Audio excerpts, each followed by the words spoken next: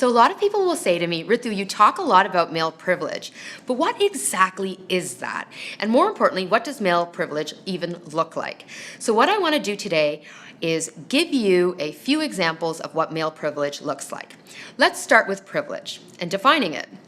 Privilege is essentially defined as the unearned advantages that we gain because we belong to a group in society that is viewed as being better than other groups. So male privilege essentially is the unearned advantages that men get because in our society we hold a belief that men are better than other genders.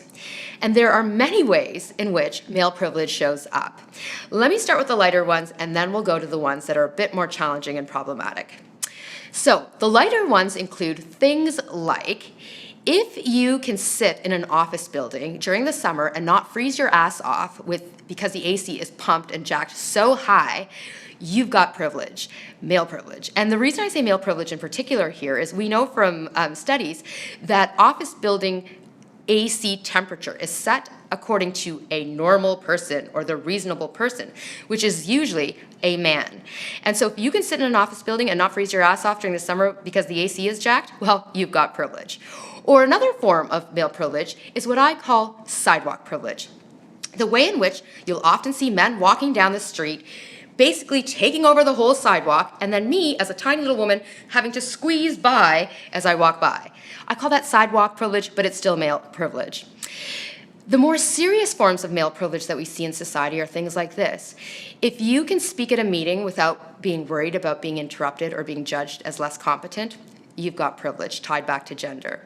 Or if you can feel comfortable walking home late at night by yourself and not worry about your safety, you've got privilege.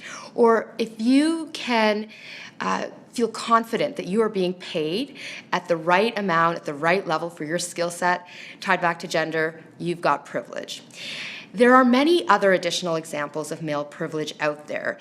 My purpose in sharing these examples for you today is, first of all, for you to better clock these examples that exist in society, in your world. If you are engaging in male privilege, for you to check it, and for all of us to work together, hand in hand, in interrupting gender bias and gender oppression. If you'd like to learn a lot more about patriarchy, privilege, supremacy, and more, and social justice, I talk a lot about this on my videos and blogs. Check out ritupasine.com, check out my social media, and while you're there, make sure that you sign up for my mailing list so that you can get this right into your inbox. Thanks for watching.